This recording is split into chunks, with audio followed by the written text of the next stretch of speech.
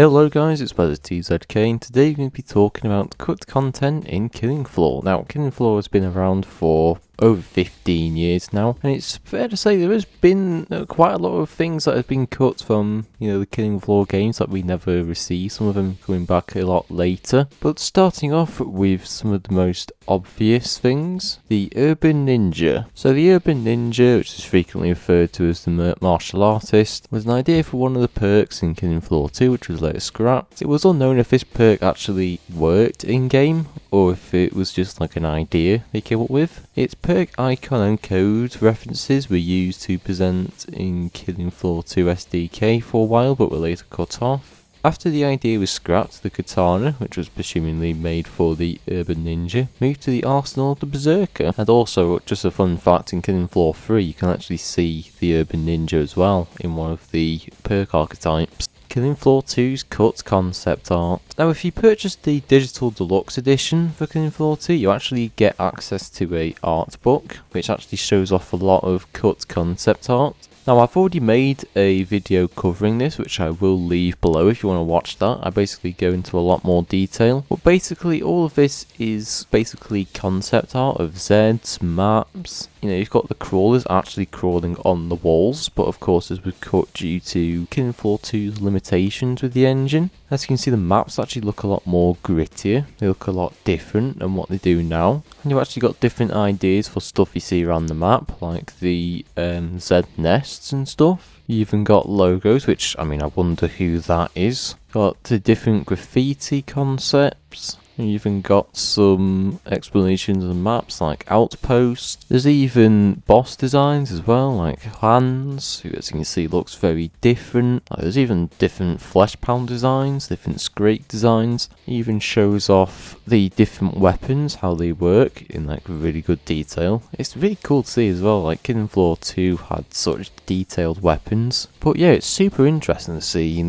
what Killing Floor 2 could have been. It could have been a very different game. There was a lot of stuff that was obviously cut, there was a lot of stuff that was tested but never got implemented. I have already done the video on this and I would recommend you giving that a watch, as I do explain it a lot more detail. Crawlers were supposed to climb on walls. Now, this is obviously one that people know quite a lot of. As you can see obviously from the concept art, crawlers were supposed to climb on walls. You could even see this in the Meet the Zeds trailer, where it actually looks like the crawlers are actually working as intended. But of course this was never implemented, and I think this was due to the issues of the engine, because of course Unreal Engine 3, with it being an old engine, it is a little bit difficult to manage. But now, with Killing Floor 3 being on Unreal Engine 5, of course this makes things a lot easier. Killing Floor 2 cut Firemodes and attacks. So according to the Killing Floor 2 wiki, some weapons are actually supposed to have a special attack but never got implemented. So the HX25 grenade pistol, according to the source files, it was meant to have an alternate firing mode where it's supposed to fire a grenade similar to the M79 or the M203 without splitting it into multiple pellets. And the grenade stats was 125 damage, 4 radius,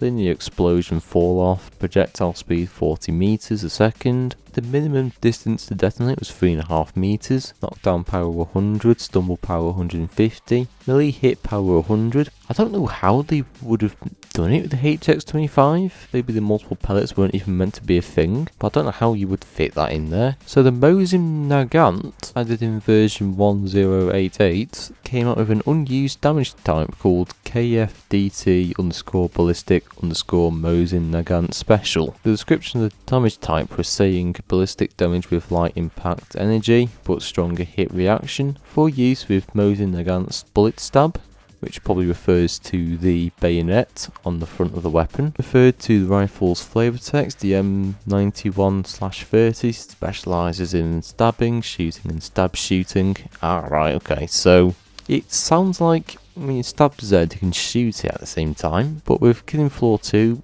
as we know, you can only stab the enemy.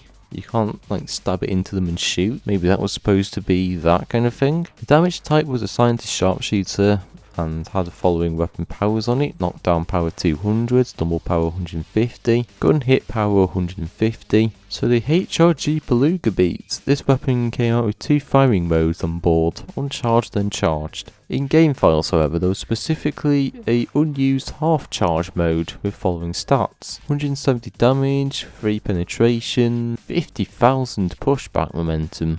That's a lot. For comparison, uncharged had this value set to 40,000 and fully charged to 100,000. Well, I suppose the gun does specialise in pushing zeds back, so I imagine it will be very high. Projectile speed is set to 36 miles a second. Its active duration lifespan is 1.8 seconds. Weapon powers of this projectiles are stumble power is 50, 60 gun hit power, 50 microwave power. Like 2 other projectiles, this weapon was meant to inflict 50% more damage to Zed's armoured zones. Compared to uncharged shot, it had its collision box reduced by 33%. Charged projectiles, this weapon also applied push force on its user, akin to the double-barreled boomstick. As of now, amount of force is set to 0. So, it kind of sounds like the same as the regular Beluga Beat, but a little bit weaker. So yeah, I know why they cut this, because it just sounds the exact same, if I'm honest. It doesn't sound like it makes more of a difference, it's just another fire mode. Killing Floor 2 is Unreleased Weekly.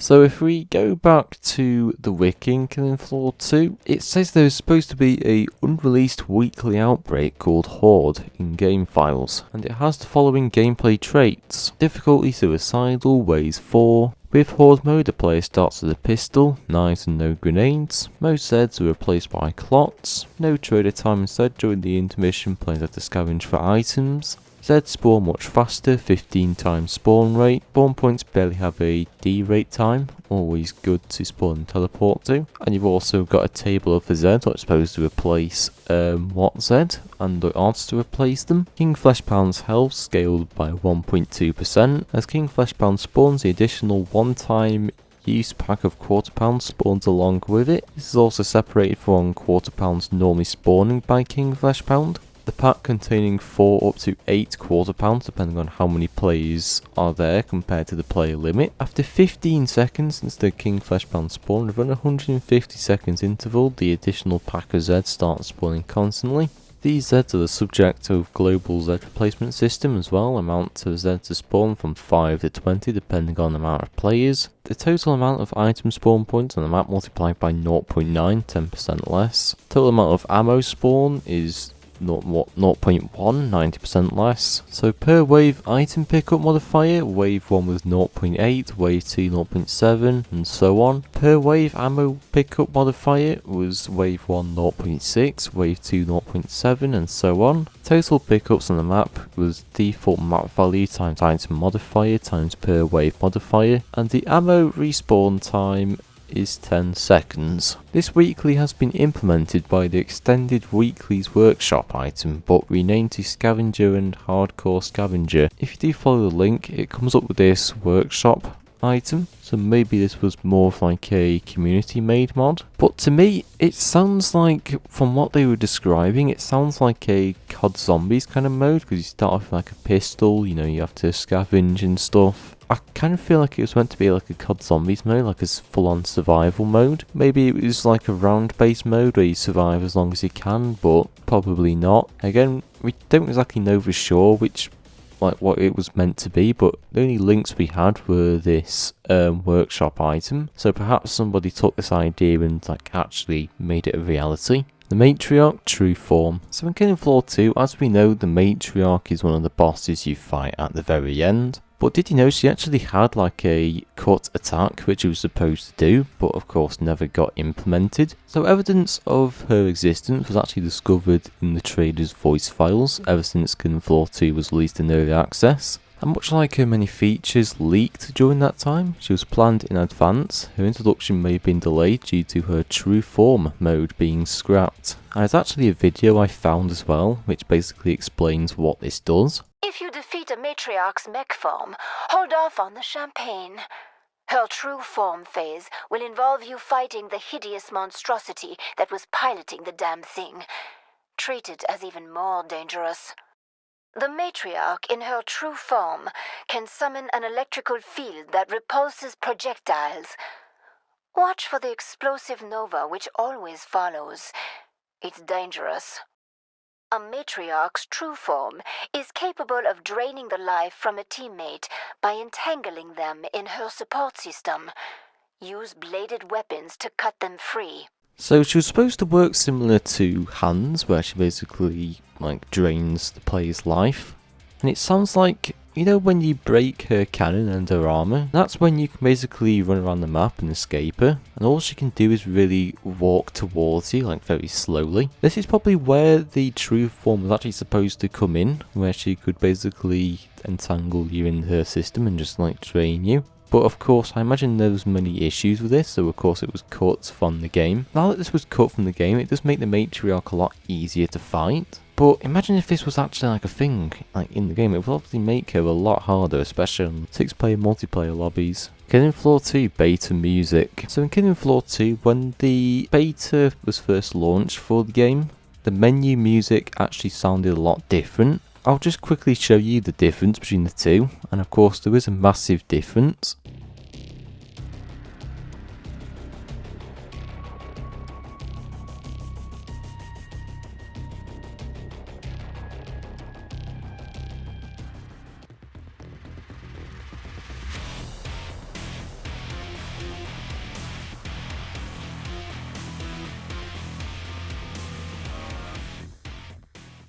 So as you can tell from those two videos, of course the beta music had more of a Killing Floor 1 theme, but it was remastered, whereas Killing Floor 2's recent menu theme basically sounds a lot different. And you see, I much prefer the beta music, to be honest. I think it sounds really good, keeps the theme of Killing Floor, but who knows why it was cut from the game. Maybe they decided the new one was better.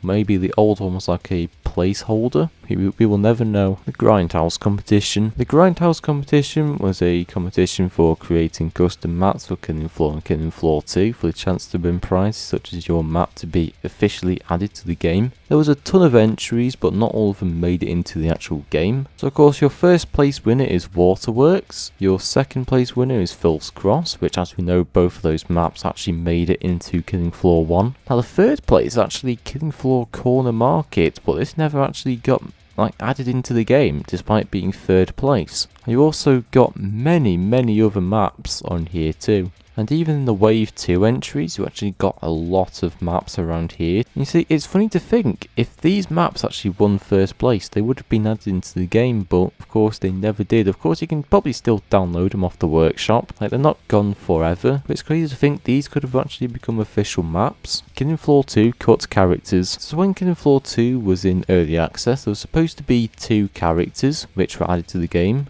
called Agent Wilkes and Security Officer Fawn. And you can actually see it in the announcement trailer for Killing Floor 2. You can see both the characters in action. And it looks like they were going to be playable characters, but they were cut from the game. Agent Wilkes was originally a character in Killing Floor 1 in the Outbreak character pack. So publicly, Halsey Industries was hard at work fulfilling a mod contract to develop the world's most advanced combat armor. Privately, they were cloning a subterranean army of violent and unfortunate looking servants. As Wilkes will testify, having found and liberated their Mark 7 suit, they were great at multitasking, and unfortunately, Agent Wilkes did become cosmetics for Killing Floor 2. He wasn't an actual official character. Whereas Security Officer Fawn, on the other hand, he actually got fully cut from the game, and when people requested that Tripwire would put him back, they basically said no. Fawn was a prototype for our character and pipeline early on. That pipeline has since changed, and the work for that character has been scrapped. The Security Officer Fawn was actually a character in the Killing Floor 1 Nightfall pack, with his description reading, Halsey pays the bills, the wife is happy because we can eat again.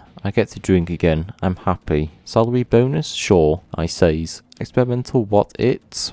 Don't mind if I do, should I seen it coming. On the bright side, I can bend things really good now, metal, bones, anything.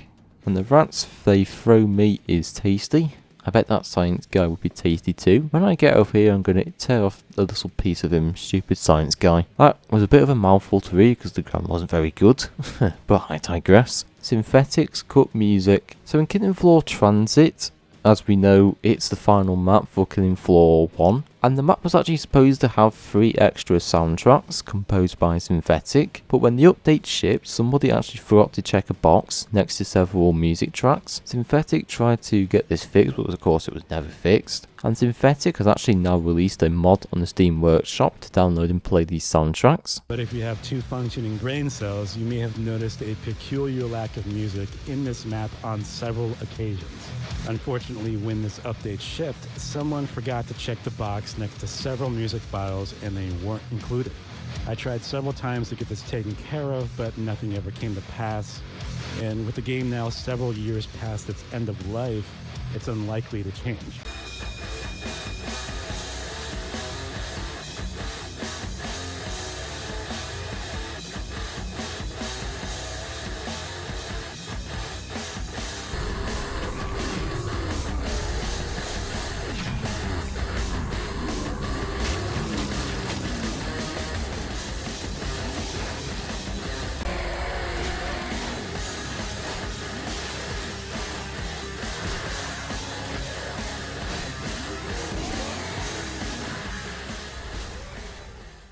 Now these aren't the only cut soundtracks in the game. Of course, Zynthetic has a lot of cut music on his channel which you can listen to. So of course I will leave his channel below if you want to listen to all his songs. But yeah, it's crazy to think these 3 songs could have been in the game, but a developer forgot to add them in. So that's a pretty crazy situation, and it's pretty funny how you can actually download them now. KF1's First Menu. So when Killing Floor 1 first released in 2009, of course the menus looked very different. Not everything was as you see like now. Of course you only had 5 standard maps. You had the suicidal difficulty because there was no Hell on Earth at the time. But yeah, looking at the very start of the menu, you can see the clock. There's a lot of black smoke. Of course this is basically a template of what the menu would look like in the future. Even the trader menu looks very different. As you can see, the Desert Eagles actually have like a red outline to them and a little bit cluttered in my opinion. And even when you complete a wave, the text is very basic, like it's not too gritty, it's just like a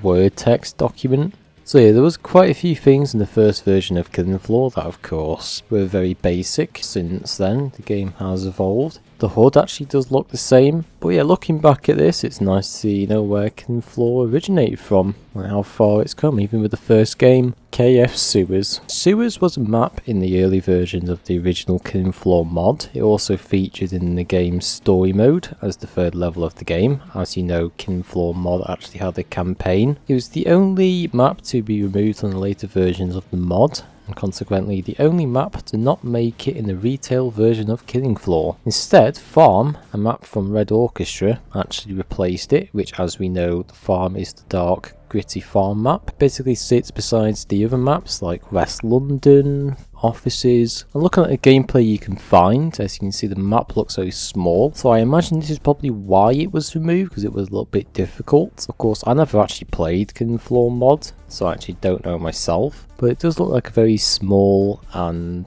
claustrophobic map.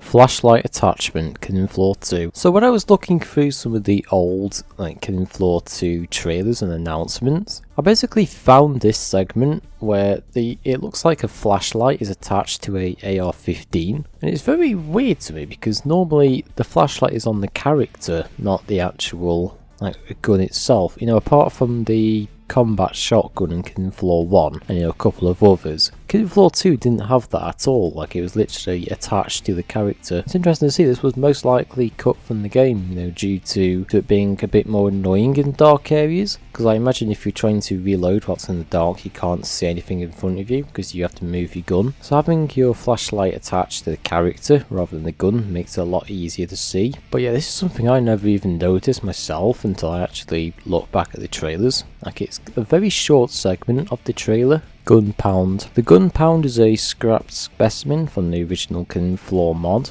Though it was never implemented, it was discovered in the files of the game. The Gun Pound was a variant of the Flesh Pound with less health, a missing right hand, and a left hand replaced with a minigun. The full release of Killing Floor likely replaced this concept with the Husk, who did not appear in the original mod. And looking at some images online, this is basically what the Gunpound may have looked like. I don't know exactly for sure if this was the original model, but as you can see, it does kind of look like the Patriarch and a Flesh Pound like mixed together, which is kind of cool. I imagine this would have made for some interesting gameplay if it was ever implemented, but unfortunately it wasn't. Well, you can also say fortunately, because I mean, I imagine this guy would be very annoying. But yeah, so I'm going to conclude the video. Thank you all for watching. If you want to see some more stuff like this, then don't forget to like, subscribe, join Discord if you're new, and I'll see you all in the next video.